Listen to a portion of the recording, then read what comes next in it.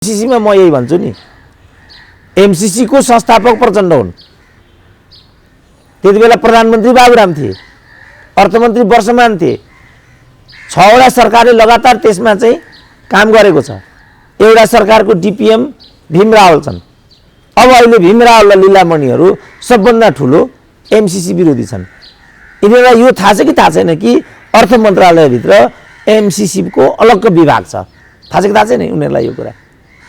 आम मान्छेलाई यो तेरो मेरो बोल्ने जुन बजारुहरू छन् उनीहरूले यो कुरा सुनेको छ कि छैन? भीम रावलको सन्दर्भमा त एमसीसी सम्बन्धी नै एउटा फाइल उनले लगेर क्याबिनेटबाट पास गराएको भन्ने कुरा पनि बाहिर आइसक्यो नि डाक्टर साहब। यो थाहा छ रक्षा मन्त्री उनी हुँदाखेरिकै बेलामा उनकै हातले लगेर फाइल पास गराएको त आइसक्यो त बाहिर त्यो कुरा। अब लु त्यो कुरा मात्रै बाहिर आइसक्यो। प्रचण्डले त देन एन्ड देयर एमसीसी विरोधी नारा रोके कि रोकेनन्? देखेको होला नि त, अगाडि देखियो नि त। यो त आइसक्यो मात्रै भयो, यो त देखियो नि। यो कुरा सक्कली हो कि नक्कली हो त? यो कम्युनिस्ट विरोधसँग सम्बन्धित छ। यो ढाँटेको कुरा काटे मिल्दैन भने जस्तो जो त देखा पर्यो। त्यसकारण जुन यो हाम्रो अभ्यास छ राजनीतिमा, समस्याको जड यहाँ हो। र यस्तो किसिमको कमी कमजोरी किन हुन्छ भन्दा सबै मान्छे स्वार्थसँग सम्बन्धित छन्। कोही पनि देश जनता क्रान्तिसँग सम्बन्धित छैन। मैले भन्न खोजेको विषय चाहिँ यति मात्रै हो। डाक्टर साहबले पहिले भन्नुभएको थियो प्रचण्डको त्यो दृश्य आउनुभन्दा अगाडि नै प्रचण्ड हो है एमसीसी को मुख्य व्यक्ति नै यहाँ ल्याउने सुरु गराउने प्रचण्ड हो भन्दाखेरि मान्छेलाई अलि अनुमान लाग्थ्यो। प्रचण्डले त्यसलाई प्र्याक्टिकल गरेर देखाइदिइहाल्यो। सुरेन्द्र केसीले भने सही हो भन्ने देखायो। अझ म एउटा शर्त भनिदिन्छु, यी लालबुजकडहरूले सुनुन् त्यो कुरा पनि। यिनीहरूले झोला बोकेर हिँड्ने होइन, यिनीहरूले जीवन बर्बाद हुँदैछ यिनीहरूको। अझ एउटा कुरा म भन्दैछु एमसीसी को सन्दर्भमा, त्यहाँ एउटा शर्त यस्तो छ, म अक्षरशः पढेर सुनाउँछु।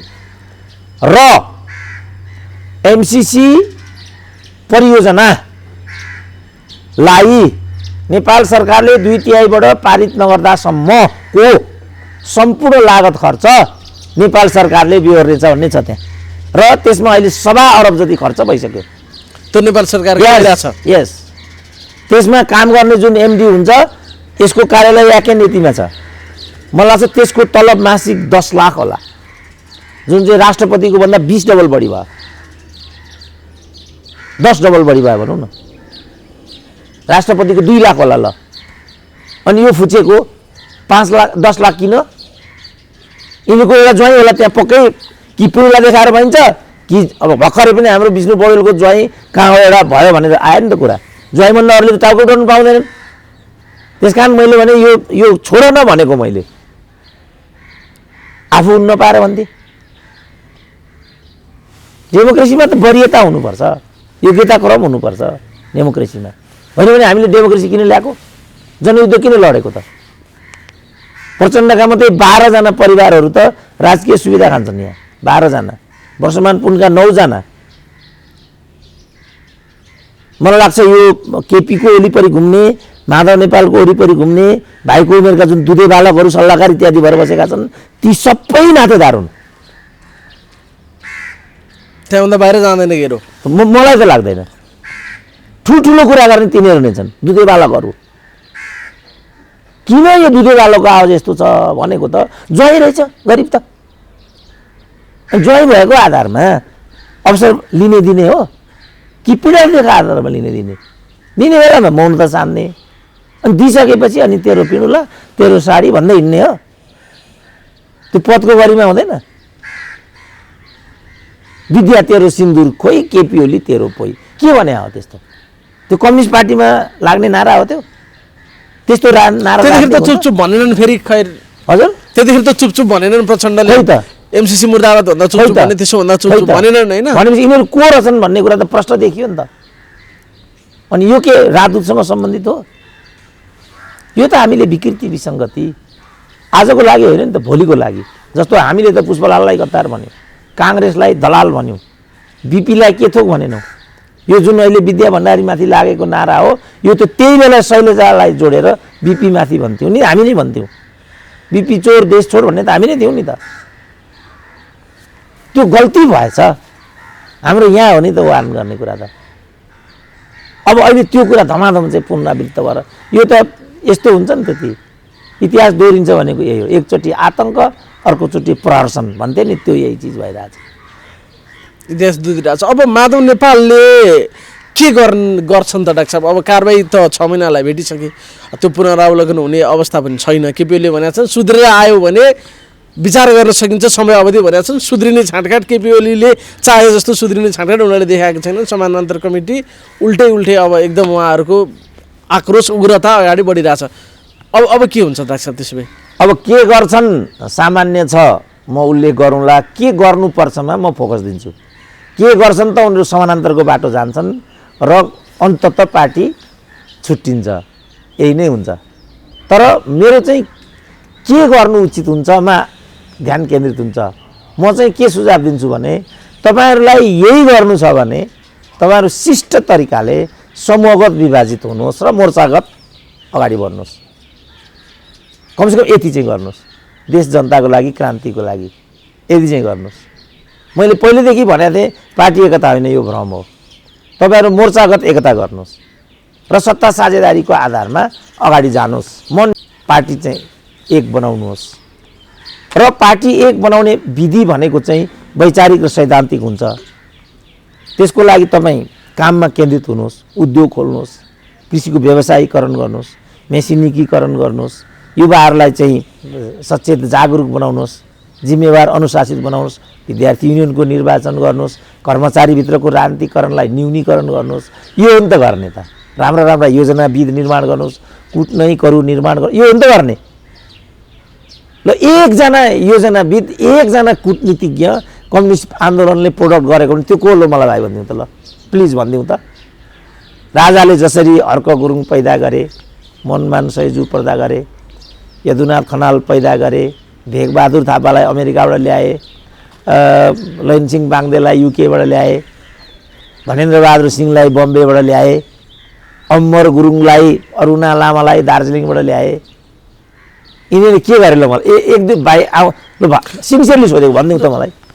त्यसमा ल्याकिङ छ होइन डाक्टर साहब? जस्तो अब यसमा जाँदाखेरि चाहिँ माधव नेपालहरूलाई पार्टी विभाजन गर्नलाई संवैधानिक रूपमा अप्ठ्यारो छ।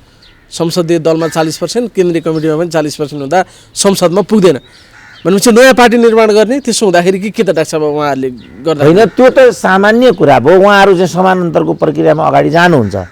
ठाउँ ठाउँमा वारदात, आपस्तको बिचमा कठालो तानातान हुन्छ। अनि समानान्तर गतिविधि अब नगर्न त चेतावनी दिइसके त प्रदीप कुमारले, यो चल्दैन नेकपा एमालेमा भनेर।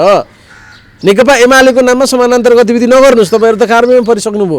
यस्तो गर्ने हो भने योभन्दा कडा कारबाही अब हुन्छ त भनिसकेका छन्। बुझेँ त, सम्पूर्ण कुरा हुन्छ। योभन्दा कडा कारबाही पनि हुन्छ होइन, योभन्दा कडा कारबाही हुन बाँकी नै केही छैन। 6 महिनालाई निलम्बन भयो, यस्तै हरकत भयो भने बिचैमा थप कारबाही पनि गर्न। 3 लेखेको जवाबले पढाएको छैन त्यो।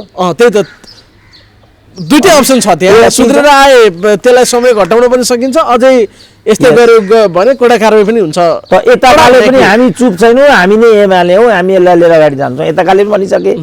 भनेपछि अब त के छ, युद्ध घोषणा हुन मात्रै बाँकी छ। अब फाइट टु फिनिसमा जान्छ विषय। रक्तपात हुन्छ, ठाउँ ठाउँमा पार्टी कार्यालयका कुरा हुन्छन्, निकालको प्रक्रिया हुन्छ। अब एमालेको नाममा समानान्तरले केन्द्रीय कमिटीको भेला गर्ने, बैठक गर्ने भनिसकेका छ। नयाँ कार्यालय, नयाँ केन्द्रीय कमिटी सबै घोषणा गर्छ। अब माधव नेपाल फेरि अध्यक्ष बन्दैछ होइन? अनि समानान्तर भनेको त्यही हो नि त। कतिचोटि अध्यक्ष बन्ने हो माधव नेपाल त? यो रमाइलो भयो नि डाक्टर साहब। होइन, अब तपाईँले सबैभन्दा धेरै सम्मान गरेको नेता होइन। अब होइन, त्यो त मेरो त आफ्नो सम्मानमा म कमी आउन दिन्न काहीँ पनि, कसैप्रति पनि। तर गर्दा गर्दै पनि आफूलाई लागेको कुरा भन्दै हिँड्छु भन्ने मात्रै मेरो पक्ष भयो। तर उहाँहरू त उहाँहरू नै हो नि त, मेरो नै त्यो पक्ष हो। मैले भाइलाई निरन्तर सम्मान गरौँला, भाइले मलाई निरन्तर अपमान गर्ने हो भने पनि एउटा अनुसन्धाताको धर्म त के हो भने सबैप्रति औपचारिकता त राखिदिनु पर्यो। मेरो यही हो। मैले सम्मान गरेँ नि, म त सम्मानित छैन नि त कहिले पनि। फेरि छु त, माधव नेपालले कहिले सम्मान गरे होला त मलाई? समानान्तर कमिटी गठन गर्नुभयो, त्यहाँ पनि अध्यक्ष बनाउनु भयो, युवामा, विद्यार्थीमा, महिलामा, केमा अब जिल्ला अध्यक्षहरू पनि आफ्नो बनाउन थाल्नुभयो। नाम नेकपा एमाले नै भनेको छ। तर त्यसलाई त कुनै वैधानिकता त छैन त्यो। त्यसपछि यो प्रक्रिया लिएर त निर्वाचन आयोगमा जानुपर्ने होला। अनि ऋषि कटेलको कथा फेरि दोहोरिन्छ, अदालत आउनुपर्ने होला। यही नै प्रक्रिया त। अब हुँदाहुँदै पनि भोलि एउटा निर्वाचनको पद्धति होला, दलको वैधानिकताको प्रश्न आउला, उहाँहरूको प्रतिनिधित्वको प्रश्न पनि आउला, भोलि उहाँहरूले चाहिँ हाउसमा के गर्ने त्यो पनि आउला। त्यसपछि त यो एउटा समय न सङ्क्रमणकालीन समयको रूपमा रहला, त्यसपछि त यसले पूर्णता पाउला नि त। अनि को के भन्ने कुरा कानुन होला अथवा अरू हिसाबले होला नि त। दल दर्ताको प्रक्रिया हुन्छ, म एमाले हुँ मात्रै भनेर त एमाले भइँदैन होला। अब अहिले एमालेको वैधानिकता के भन्ने प्रश्न आउला, ए विषय फेरि त्यहाँ जाला नि त। त्यसपछि यसले एउटा परिपक्वता हासिल गर्ला। सामान्य त प्रक्रिया त यही हो। तर मैले भनेको चाहिँ के भने यो त समयको बर्बादी हो। यो किन गरिरहेको छौ मैले यो भनेको। त्यसकारण मैले के भनेको भने बरु केपी ओलीले एकचोटि भनेको पनि थियो, तिमीलाई चाहिएको छ म अध्यादेश ल्याइदिन्छु भनेर। 38% मात्रै अहिले माधव नेपालसँग छ भन्ने छ। त्यसो भने 35% को चाहिँ अध्यादेश ल्याइदिउँ र आफ्नो समूह बनाऊ। र उहाँहरूलाई वामपन्थी आन्दोलनप्रति थोरै पनि मोह छ भने, थोरै पनि सहानुभूति छ भने फ्रन्टल युनिटी बनाऊ, कार्यगत एकता बनाऊ, मोर्चागत एकता बनाऊ र नीतिका आधारमा चाहिँ कन्ट्रिब्युसन गरौँ। तर यो अत्यन्त सभ्य कायदा हो। त्यो केपी ओली पक्ष चाहिँ के भन्छ भने अहिलेको तत्कालीन घटनाक्रमलाई मात्र हेर्ने भन्दा यो चाहिँ 19 पानादेखि हेर्नु पर्यो। प्रचण्डले त खुलम खुला भनिरहेको छ, बम्बार द बुर्जुवा हेडक्वार्टरले के हो शब्द पनि यस्ता ल्याइरहेछन्। त्यो त मैले हानेकै हो, केपी ओलीलाई सिद्ध्याउनै खोजे हो मैले भनिरहेछन् र त्यसको स्वामित्व माधव नेपालले लिइरहेछन्। होइन डाक्टर साहब, समस्या त्यहाँबाट सुरु भएदेखि मैले त हानेकै हो, केपी ओलीलाई सिद्ध्याएकै हो भनेर त सगौरव प्रचण्डले भनिरहेछन् नि। माधव नेपालले लिइरहेछ। त्यो एउटा प्राविधिक कुरा हो। मैले देख्दा त्यो कुनै हैसियतको र कुनै गरिमाको विषय पनि छैन। त्योभन्दा पनि पर यिनीहरू गइराखेका छन् र के भनिरहेछन् भने त्यति बेरै प्रचण्डले के भने जनयुद्ध पालामा पनि हाम्रो माधव नेपालसँग सहकार्य थियो र हामी चाहिँ संवाद आदान प्रदान गर्थ्यौँ। हामीलाई चाहिँ आतङ्ककारी भनेर माओवादीलाई लखेट्न लगाइयो, यही काम प्रहरीलाई गर्न लगाइयो, यही काम सेनालाई गर्न लगाइयो, यही काम प्रशासनलाई गर्न लगाइयो। यो बापत बिचरा कैयौँ मान्छेले विस्थापित हुनु पर्यो होला, अङ्गभङ्ग हुनु पर्यो होला, मृत्युवरण पनि गर्नु पर्यो होला। कति आपत्तिजनक छ त स्थिति। आफ्नो संयन्त्रलाई आतङ्ककारी भनेर माओवादी लखेट्न लगाउने, आफू चाहिँ भित्रभित्र संवादमा रहने भनेपछि एउटा यो भनेको छ प्रचण्डले। त्यसपछि यिनै पङ्क्तिले सुरेन्द्र पाण्डे भने पनि अरू भने पनि माओवादीको जनयुद्धलाई चाहिँ जनवादी क्रान्ति हो भनिदिएको छ। यति बेर आतङ्कवादी यो माओवादी भन्नेलाई चाहिँ जहाँ देख्यो त्यहाँ सिद्ध्याउनु भन्ने चाहिँ धामी आएको रिपोर्ट छ। त्यो मन लाग्छ योगेश भट्टराईले लेखेको हो, किनभने त्यो आयोगका सदस्य सचिव योगेश भट्टराई थिए। माओवादीलाई आतङ्ककारी भनेर दिएको प्रतिवेदन धामी आयोग त्यो धामी आयोगको सदस्य सचिव योगेश भट्टराई। त्यतिखेर योगेशको नजरमा माओवादी क्रान्ति आतङ्ककारी, अहिले जनवादी क्रान्ति थियो। अब त्यसैलाई उहाँहरू के भन्नुहुन्छ, माओवादीको जुन जनयुद्ध थियो त्यो चाहिँ जनवादी क्रान्ति थियो अरे सुरेन्द्र पाण्डेले भनेको। अहिलेका सबभन्दा उग्र माओवादी सुरेन्द्र पाण्डे होइन डाक्टरले भन्नुभएको थियो नि। अब जब यो 18 पानीमा त के छ र बाबु, त्यो त गाली प्रचण्ड र माधव नेपालको सामिप्यता या साँठगाँठ रहस्यमय छ। त्यसो भए त्यसले मानेन पहिलेदेखि विरोधाभासपूर्ण भयो भनाइ। जस्तो सबैभन्दा बढी माधव नेपाललाई लखेट्ने हामीले देख्दाखेरि त प्रचण्ड थिए। माओवादी माधव नेपालको 18 महिने जुन प्रधानमन्त्रीत्व हो त्यो 18 महिने प्रधानमन्त्रीको सबैभन्दा विरोधी को थियो भन्नु त? प्रचण्ड कठपुतली सरकार नामै कठपुतली आएको थियो त्यतिखेर। होइन, त्यसपछि कठपुतली सरकारको रूपमा त उनीहरूले झलनाथ ल्याए नि त। माधवलाई विस्थापित गरेर झलनाथ ल्याएको कसले भन्नु त? यो तहका यिनीहरूले खेलखाल र झेलझाल गरिराखेको बेलामा 18 पेजमा के छ मलाई भनिदिउँ त। 18 पेजमा त ओम्नी गर्यो, फलानु गर्यो, घुस खायो, भ्रष्टाचारलाई संरक्षण गर्यो। मेरो राजनीतिक जीवनै सिद्ध्याउने गरी ल्याएको भन्ने केपी ओलीको गुनासो छ। त्यसको प्रचण्डको मध्यार माधव नेपाल बन्यो भन्ने छ। उहाँको राजनीतिक जीवन मात्रै सिद्धियो नि, क्रान्तिको कुरा त आएन नि त। यहाँ त जनवादी क्रान्ति कि यहाँ पहिला आतङ्ककारी भनियो, अब अहिले त्यसलाई चाहिँ जनवादी क्रान्ति थियो भन्न थालियो कि थालिएन। त्यसकारण मैले भन्न खोजेको के भने 18 पेज भन्दा पनि अहम प्रश्नहरू यहाँ तिर्सिसके। 18 पेज त खालि केपी ओली विरुद्ध लक्षित छ र केपी ओलीलाई त्यहाँबाट 18 पेजको के हो त निष्कर्ष? जति जे भए पनि अत केपी ओलीले त्याग गर्नु पर्यो, त्यति नै हो। केपी ओलीले त्याग गर्दा नेपाली जनवादी क्रान्ति सम्पन्न हुन्छ, त्यो हो विषय। प्रधानमन्त्री छोडिदिनु पर्यो। त्यहाँबाट के हुन्छ? नेपाली क्रान्ति हुन्छ।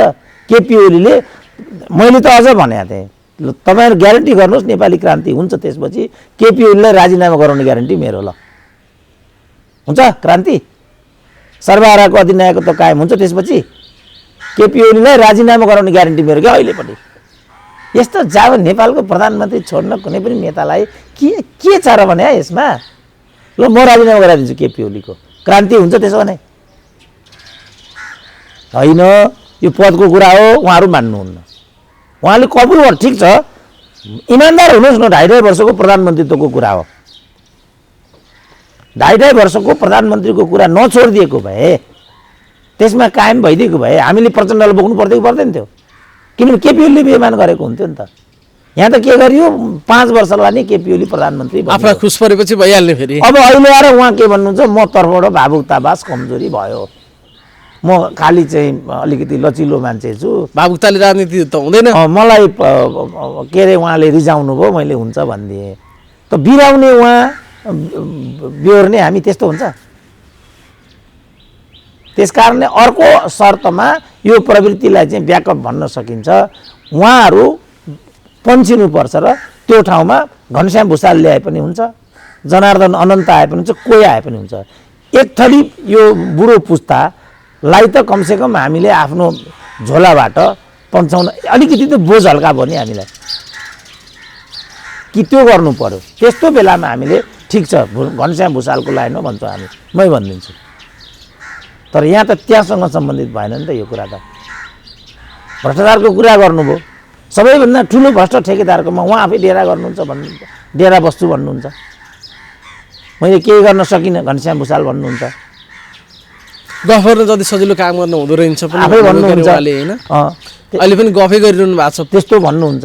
त भनेपछि मेरो भनाइको मतलब चाहिँ के हो भनेदेखि उहाँहरूले चाहिँ स्वयंलाई पद र स्वार्थमा केन्द्रित गर्नाले आजको स्थिति आएको छ। यही नै सबैभन्दा सही कमिटमेन्ट हुन्छ कि उहाँले रियलाइज गर्नु पर्यो, हामी पदको भुल भएलामा लाग्नाले पनि केपी ओली हौसेर जानुभयो, के हो भन्नु पर्यो। त्यसो त उहाँ भन्ने पछिमै हुनुहुन्न नि। त्यसो भने त हाम्रो त्यसमा पक्ष पोषण हुँदैन। उहाँहरूले आफै भन्नु पर्यो कि पदले हामीलाई पनि स्वार्थी बनाएछ, हामीमा चाहिँ अन्धता छाएछ। अहिले उहाँ केपी ओलीको यो सबको लागि विश्वभरिका मान्छेसँग म माफी माग्छु भन्दै हुनुहुन्छ। उहाँले त्यो होइन, उहाँले त्यो हामीले चाहिँ पदको लागि जहाँ आफूलाई चाहिँ मिसलिड हुन दियौँ, त्यसपछि आजको दिन आएको रहेछ भन्ने कुरा रियलाइज भयो। अब यो गल्ती हामी गर्ने छैनौँ यो भन्नुभयो भने फेरि सधैँ आफ्नै भाइ छोरा हुन् साथी। अहिले पनि मैले गल्ती गरेको कारणले माफी माग्छु त भन्नुभएको छैन, केपी ओलीले गल्ती गरे माफी माग्छु भन्दै हुनुहुन्छ। आयो विषय त यो होइन, यो फेरि अझ गल्ती बढाउँदै जाने कुरा हो। भनिएकै छ नि एउटा गल्तीले अर्को गल्ती जन्माउँछ। थप गल्ती गल्ती गल्ती गल्ती गर्दै उहाँहरू अगाडि बढ्नु भएको छैन। अब यो त 5 वर्ष जान आँट्यो, उहाँहरूका गल्तीहरूले त यो भएको छ नि। उहाँहरूले भन्नुपर्ने के भने हामी त यो कमिटमेन्ट गरेर आएका थियौँ, तर त्यो कमिटमेन्टबाट हामी दूर भइसक्यौँ। अब जनसमक्ष कसरी जाने, हाम्रो अगाडि नैतिक प्रश्न उत्पन्न भयो। यो प्रश्न त्यहाँ उठाउनु पर्ने नि, उहाँले त्यो कुरा गर्नुभएको छैन। गर्दा गर्दै हेर्दा हेर्दै भाउजू यस्ती भइन् भन्ने एउटा उखान छ नि, हेर्दा हेर्दै 3 वर्ष गइसक्यो, अब बाँकी रह्यो 2 वर्ष। अब पार्टीभित्रको किचौलोले, पार्टी एक रह्यो भने पनि पार्टीभित्रको किचौलोले गर्दाखेरि हामीले काम गर्न पाएनौँ। बाहेक उनीहरूसँग बाँकी छ भन्नलाई केही पनि शब्द बाँकी छैन। तर जनता त धेरै पछि परिसके। यही अन्तरालमा ऋण कति थियो कोभिडभन्दा अगाडि? 45,000 थियो प्रति नेपाली, अब अहिले 51,000 पुग्यो। व्यापार घाटा हाम्रो 12 अरब थियो, अब अहिले 16 अरब पुग्न लागिसक्यो। अब इकोनोमिक ग्रोथ 7.5 हुन्छ भन्थे, 2.7 हुन्छ भनेर एडिबीले प्रोजेक्सन गरिसक्यो। मेरो विचारमा त्यो पनि हुँदैन, किन हुनुपर्ने केही कारणै छैन। त्यसकारण यी विषयमा हामी केन्द्रित हुनुपर्ने हो नि त। खास गरी युवाहरूले त यहाँ केन्द्रित हुनुपर्ने। र बालुवाटारको बैठकमा तपाईँहरूको जुन यो वर्षौँदेखिको जुन एउटा पदीय कलह र झगडा हो, यसमा पार्टीलाई तपाईँहरू कहिलेसम्म रुमल्ली राख्नुहुन्छ भनेर एउटाले त भन्नुपर्छ नि। एउटा घनश्याम त बोल्नुपर्छ। त्यहाँ त 45 घनश्याम छन्, बरु जनार्दनले बोलेको छ। र विष्णु पौडेलले पनि बोलेको छ सचिवालय असफल भयो, असफलता कबुलेर हामी चाहिँ थाई समितिमा जाउँ भने कम्युनिस्ट आन्दोलनको अन्तिम मलामी हामी हुन्छौँ भनेका थिए विष्णु पौडेलले त्यो बेलामा। यही चिजलाई जनार्दनले पनि ओके गरेको हुनाले मलाई लाग्छ अहिले जनार्दनको काहीँ पनि नाम आउँदैन। सायद यही कारणले हुनुपर्छ। उनले पनि विष्णु पौडेलले भनेको कुरा गलत छैन भनेको छ उनले पनि। अहिले काहीँ जनार्दन किन अहिले यो पार्टी एकता तिमीहरूले गर्यो उनीहरूले गर्यो भन्छन् यिनीहरू, होइन नि त। यो गरेको भन्ने दावामा त स्वयं जनार्दन पनि छन्, विष्णु पौडेलहरू पनि छन्। हाम्रो निरन्तरको प्रयास पछाडि यो भएको भनिरहेछ। उनले विचारले मात्रै गरेकै होइन नि, यो पङ्क्तिले तयार पारेको विषय हो। यो ठुला नेताहरूले त त्यसमा सहमति दिएर अगाडि बढेको मात्रै कुरा हो। प्रश्न आयो उहाँहरूले किन यो गर्नुभएको थियो, किन उहाँहरूले यो चिज गर्नुभयो र अहिले किन तोड्दै हुनुहुन्छ, प्रश्न पार्नु पर्यो नि। किन यो एकता गरेको थियो ल भनिदिउँ त, आजै दिनको लागि किन यहाँहरू तोड्दै हुनुहुन्छ? नेपालको कम्युनिस्ट आन्दोलन सिध्याउनको लागि? लु चुनावी ठाउँमा आऊ, यो बाटोबाट कुनैले चुनाव जित्छ त? यो बाटोबाट त 2/3 आएको थियो नि त। अबको बाटोबाट के हुन्छ त? फेरि 2/3 आउँछ। अनि तलको पङ्क्ति के हेरेर बसेको छ? अनि हामीले चाहिँ पदको लागि गरेको यो कुरा केपीओलीको दलाली हो यो हामीले चाहिँ। अनि यिनीहरूले चाहिँ यो जुठेहरूले चाहिँ के गरे हो त त्यसो भने? जुठो खानलाई? सभ्य मान्छेले अर्काको जुठो खाने हो? जुठो खाने चाहिँ बेइमान कि क्या हो भाइ यो जुठो खाएर बसेका छौ भन्ने चाहिँ बेइमान? को चाहिँ बेइमान? प्रश्न हुनु पर्यो नि। किता यो किता काटको समय हो। च्याप्टर अब पूर्ण रूपमा क्लोज भयो। हिजोको सर्वोच्चको निशान नदिएसँगै अब फेरि पुनरावलोकन भनेर प्रचण्ड गएको त्यो बाटो पनि बन्द, सबै ढोकाहरू बन्द बन्द बन्द हुँदै गयो जस्तो देखिन्छ। त्यस्तै हो डाक्टर साहब? होइन, अब त्यो त अब सामान्य सल्लाह दियो, किन गए, 23 गते फैसला भएको, आजसम्म के हेरेर बसे, जाउँ कि नजाउँ जाउँ कि नजाउँ भयो कि फेरि जाउँ जाउँ भनेर कसले भन्यो, किन गए, फेरि गएर पनि पछारिए नै कि अलि कसो कसो भइरहेछ कि डाक्टर साहब? यस्तो नि, उहाँहरूले चाहिँ जुन हाउस पुनर्स्थापित भयो त्यसपछि यो होला भन्ने उहाँहरूसँग अनुमान थिएन। त्यो त उहाँले भन्नुभयो रिल्याक्स गरेर बस्यौँ हामी, रिल्याक्समा गयो भन्नुभयो। अनुमान थिएन र उहाँले कस्ता मान्छे अगाडि बढाएको भन्ने कुरा अयोधीले आफै कमिट गरिहाले। तर एकजना अयोधी मात्रै यस्ताहरू पनि बुझ्नुपर्ने कुरा यो छ। 1000 जना अयोधी होला नि, यहाँ सबले यही काम गरेको हुनुपर्छ मेरो विचारमा। सुशीलाले त भनिसकिन् अयोग्य न्यायाधीशहरूकै कारणले न्यायालय मर्यो भनेर भनिसकिन्। उनलाई त थाहा छ नि त। रात बिरात चाहिँ वर्षमान पुन दबाब दिन पुग्थे अरे सुशीला कार्कीको घरमा, त्यही बेला भनेको छ उनले न्यायाधीशको लिस्ट लिएर। यो गलत बाटो थियो। संसदीय प्रणाली भनेको योग्यता क्रममा चल्ने प्रणाली हो। यहाँ नैतिकता र आचार संहिताको उल्लेख्य स्थान हुन्छ। त्यो निर्वाह गर्न सकिँदैन भने यो सिस्टमले काम गर्दैन। उहाँहरू अहिले जहाँ जे पुग्दै हुनुहुन्छ यो सिस्टममा प्रयुक्त हुनुहुन्न भन्ने कुराको द्योतक थियो। यो सिस्टममा खेल्ने खेलाडीले यो सिस्टमको आचार विधिलाई मान्नुपर्छ, यति हो कुरा। उहाँहरू त्यो कुरा मान्नुहुन्न। यही भन्नु न, माधव कुमार नेपाल 2 ठाउँमा हारेर कसरी प्रधानमन्त्री हुनुभयो भन्नु त ल? मिल्छ?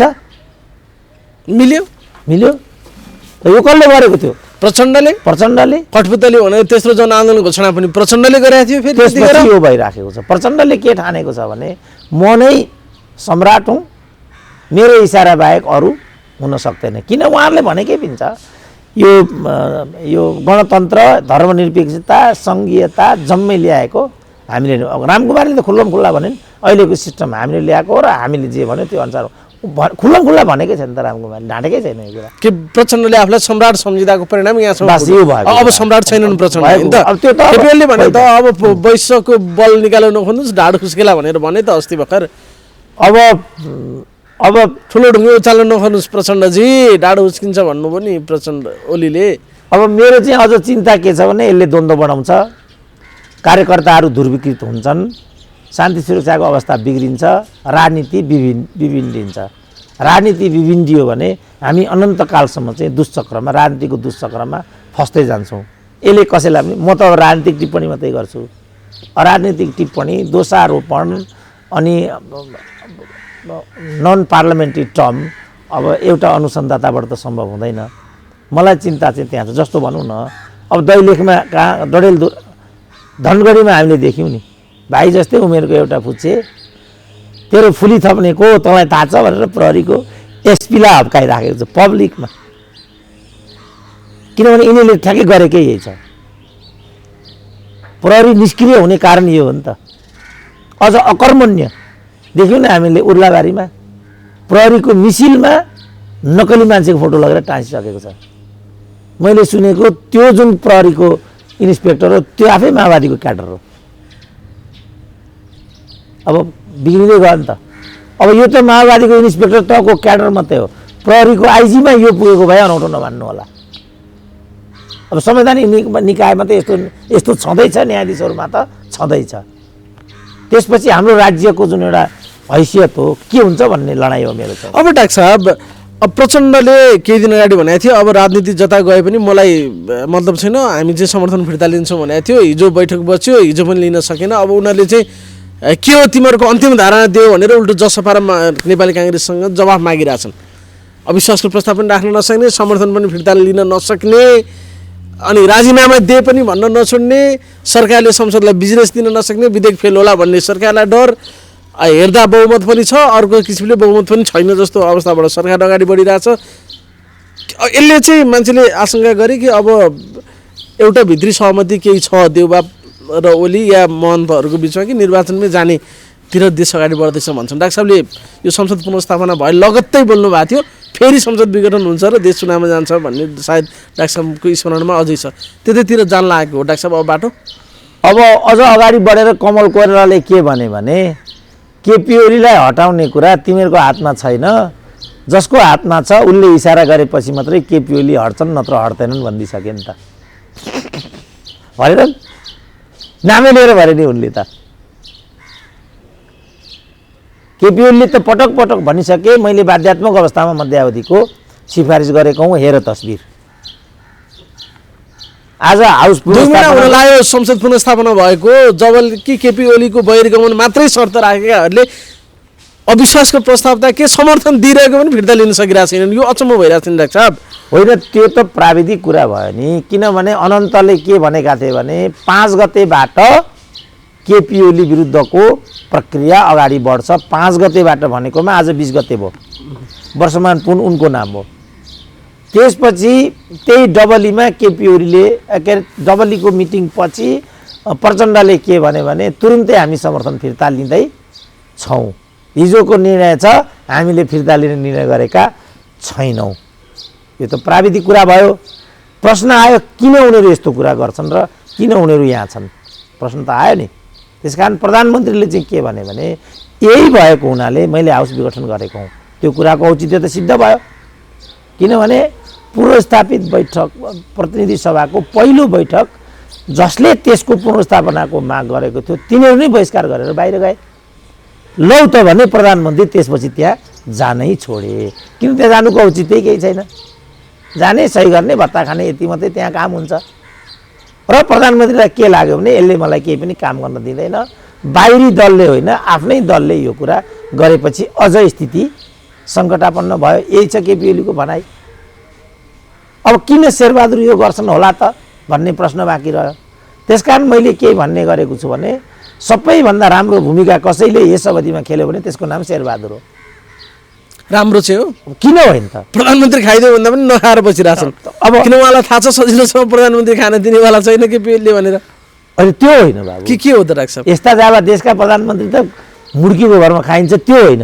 कुरा के हो भने अब यो तरिका गरेर प्रचण्डको कठपुतली प्रधानमन्त्री हुनुभन्दा मधेसवादीहरूले भोलि के माग्ने हुन् थाहा छैन र शेरबहादुरलाई। सबैभन्दा सुरा सुन्दरी सप्लाई गर्ने त शेरबहादुरले उनले बङ्के घुम्न पठाउनु पर्यो भोलि तिग्रेहरूलाई। गाह्रो देखे त्यो त्यसपछि बदनाम हुन्छ। यो ख्याङख्याङ त रहिरहन्छ, बदनाम हुन्छ। चुनावमा त जानै छ। त्यसको फाइदा चाहिँ यही बदनाम गराउने तत्त्वहरूले पाउँछन्। शेरबहादुरले त वाङ खान्छन्। यही बाटोमा गयो भने त कसैलाई फाइदा छ भने त्यो नेपाली काङ्ग्रेसलाई मात्रै हो। सुविचारित ढङ्गले शेरबहादुर त्यहाँ उभिएका छन् र उनले भनिसके नेपाली जनता हो तिमीहरू भोट दिने बेलामा कम्युनिस्टलाई प्रधानमन्त्री मैले भइदिनु पर्ने म हुन्न भनिदिन्छन्। अचम्म पो नेपालमा कसैले म प्रधानमन्त्री हुन्न मन्त्री हुन्न भन्छ भने त त्यो त आफैमा आठौँ आश्चर्य छ। त्यो पनि शेरबहादुर देउवाले, त्यो पनि शेरबहादुर देउवाले बिचरा। त्यसकारण त पार्टीको हिसाबले स्वयं उनको हिसाबले राम्रो भएन त्यो भूमिका। राजनीतिक दृष्टिकोणले पनि प्रजातान्त्रिक भयो। किन भन्दाखेरि 5 वर्ष त नेपाली काङ्ग्रेसलाई त प्रतिपक्षमा बस्ने जनादेश हो नि। नाङ्गा नाच तिमीहरू, कहाँ जाला मछली मेरै ढडिया। 5 वर्षपछि त क्लियर कट काङ्ग्रेसले जित्छ म अहिले भनिदिन्छु। यही कुरा मैले हिजो केपी ओलीको हकमा भन्दा केपी ओलीको दलाल भन्दा यही थाङ्नाहरू। अनि अब त्यति सजिलै केपी ओलीलाई प्रतिपक्षमा राखेर प्रचण्डले चाहेको कम्फर्टेबल सरकार बन्ला जस्तो स्थिति करिब करिब छैन। जसपाभित्र पनि बाबुरामलाई हटाउनै परेको छ, महन्तहरू अलिकति सफ्ट कर्नरमै छन् केपी ओलीप्रति। अब यसो भए जसपा फुट्ने र नेकपा केपी ओली सहितको जसपाको एउटा खेमाको सरकार बन्ने कि अर्ली इलेक्सनमा जाने त राख्छ? अबको बाटो के हो त त्यसो भए? सम्भावना कतातिर अगाडि बढेर केपीकै सरकार कायम कमल ओलीले के अरे हाम्रो कमल कोइरालाले क्लियर गरिसके। उनले जे इसारा दिन्छ त्यसपछि मात्रै नेपालमा सरकार बदलिन्छ। यिनीहरूले भनेर न जसपा ब्रेक हुन्छ, न जसपा केपी ओलीसँग जान्छ, न प्रचण्डको कम्फर्टेबल सरकार बन्छ, केही पनि बन्दैन। कम्फर्टेबल सरकार त उनीहरूका लागि बनाइदिने हो। उनीहरूले बनाऊ भनेपछि त यिनीहरूले कम्फर्टेबल सरकार बनाउने हो। यहाँबाट जति कम्फर्टेबल भने पनि उसले कम्फर्टेबल फिल गर्नु पर्यो। उसले होइन, उसले बनाउनु आओ केटा आओ भनिदिनु पर्यो नि त। यो त कम्फर्टेबल बनाउँछु भनेर दरखास्त हाले मात्रै हो, उसले एक्सेप्ट गर्नु पर्यो नि, होइन डाक्टर? दरखास्त दिन पाऊँ भनेको मात्रै हो। सार्वजनिक रूपमा दरखास्त दिने इच्छा छ हजुर, कस्तो हुन्छ भनेको मात्रै हो। उसले लोकसेवाले खोलिदिनु पर्यो नि त। अब अहिले लोकसेवाको अध्यक्ष पनि छैन। अनि कहाँबाट शाखा अधिकृत हुन्छन् त केटाहरू? हुँदैनन् नि। सारा कोचिङहरू अहिले बन्द छन्। त्यसो अहिले यथारूपमै चलिरहने, राजीनामा मागिरहने, बस केपी ओलीले आफ्नो ढङ्गले अगाडि बढाइरहने।